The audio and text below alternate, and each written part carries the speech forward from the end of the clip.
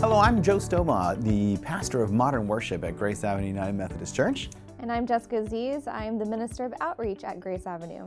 And it is our joy to welcome you to episode 7 of our bi-weekly podcast at Grace Avenue called Exploring Gratitude. Today we're going to be talking about how gratitude can be revealed through prayer. I mean, Jessica, I think one of the most profound spiritual disciplines that we can have as followers of Christ is the practice of gratitude and the way in which it informs us, it changes us, helps us see our connection with God in different ways. I think really in some sense it is the spiritual discipline that undergirds nearly all the others. Sometimes I think that gratitude is kind of the secret ingredient that can lead us to trust in God, trust in others, to confident humility, to wisdom, and ultimately to joy. So I'm going to talk just a little bit about how that gratitude can be revealed through prayer. Yeah, definitely. So revealed through prayer, what does that mean exactly in relationship to gratitude? And I think the starting place is really thinking about just what is your relationship to prayer? You know, there's so many different ways that we can pray in our day-to-day lives. I know sometimes prayer is in the shower. It's the time that you're by yourself. You don't have kids or phone calls or anything like that. Sometimes prayer can be just, driving on your way to work. You turn off the radio and you have just a couple of minutes to ask God to guide you through the day. There's so many different ways to pray. And I really don't think that there's a right or wrong way to pray, but what I think is really important in relationship to gratitude is just that prayer is simply having a conversation with God. It's very simple. It's having that conversation, but the key word in that is conversation. Right, there's two parts to that, right? Yeah, because how often do we pray, and sometimes you'll catch yourself and you're like, oh, that whole prayer is really just me asking God to do something, right? Or to provide in some way for me or somebody that I love, and then that's kind of where our prayer life ends. Yeah. And so that conversation piece, it challenges us to actually say, God, I am, right, so thankful for the many blessings and all that you've done and all that you've given me and that gratefulness that you have. But then the second part, that shift that we're talking about with gratitude, is just asking God, what can I do to give back? How are you inviting me into the work that you're already doing? So, oh gosh, I love so much of that, especially the piece of really beginning in gratitude. And then as that conversation unfolds, the piece of asking God, what do you want me to do, right? I think for so many of us, we tend to treat God kind of as a cosmic gumball machine, right? We'll put in the quarter and we'll throw up something, then hope that that'll work out and that God will distribute the gumball that we're hoping for. I think the technical term is moral therapeutic deism. Oh, wow. Yeah. Right? I mean, that's true, though, in how we do it. And I can say for me, just, man, my relationship with God, that key of conversation and prayer that transforms our relationship with God. Before that prayer shift, it was really just kind of going through the motions and having a pretty steady, stable faith life and walk with God. But when that prayer shift came, I think one is I had to realize, and I had to just take a personal assessment, do I really believe that God listens to my prayer?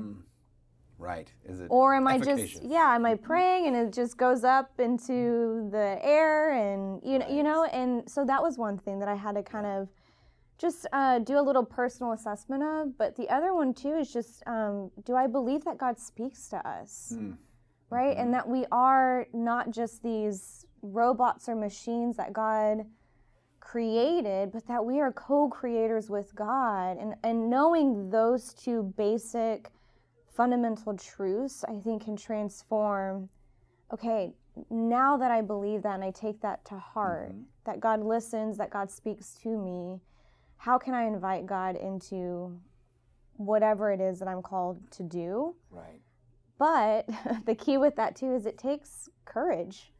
Right? It is scary to pray, God, where can I serve, or how can I lead, or who am I to be, serving or speaking life into? Because, you don't know how God will Yeah, respond. God might just answer you, Yeah, right? And so that's exactly. like, oh my gosh. Oh yeah, Yeah, for sure. absolutely. And I think for so many of us, that challenge of listening too, I think it's somewhat tied to often, and we see in churches across the United States, communion Sundays are the lowest attended ones. Oh, that's And I think interesting. that's Yeah. because we meet God at the table in real profound ways, and we get challenged, Yeah. and maybe even beyond challenged, invited Yeah. to a whole richer, deeper kind of journey with God. And Yeah. I'm so struck by the listening piece of that of prayer, is that conversation and prayer are practices. Yeah. And the more you do it, the better you get at it. So I think for folks that are maybe just beginning in this idea of what does it mean to listen for God, Yeah. it takes time It totally and practice. does. Absolutely. Yeah, and just patience and realizing, yeah, God's probably not going to speak that first, or maybe God will. Yeah. You know, but I know for me too, it does take persistence. It takes pursuing, and it takes, just like you said, just stop and listen at the end of the prayer. It's expressing that gratitude.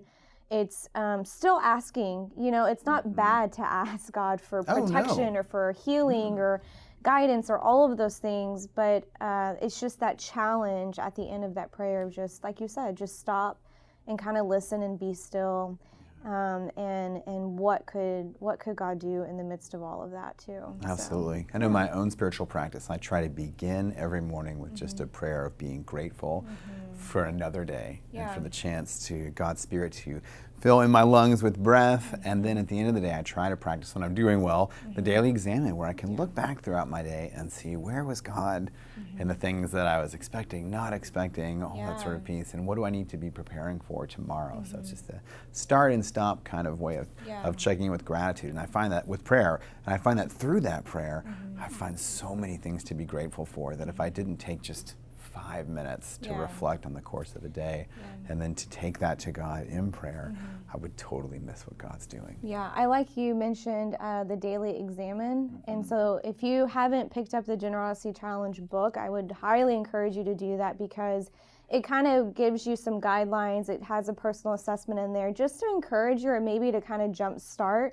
your own prayer life in this series of gratitude. I don't want anybody to miss out on that. And so if you haven't had a chance, there's some really good practical ways to engage in prayer in that book that it would probably be really helpful to you. Yeah, So, absolutely. okay. And if you're looking for more resources, feel free to talk to us. I know I've got a Daily Examine app that it's on the front page of my phone that I use to guide me through that process. And I know you've got all sorts of resources that you use in your practice. And Yeah. so it's amazing the way in which gratitude can be revealed through prayer, especially as we develop that deep, deep, beautiful relationship with God that is that two-way piece of speaking, but also listening. And in our contemporary culture, it's very hard with all the noise that surrounds us. But God is faithful, and God will do it. So thank you so much for this time, and look forward to hearing the upcoming episodes of Exploring Gratitude. Have a great day, and God bless you.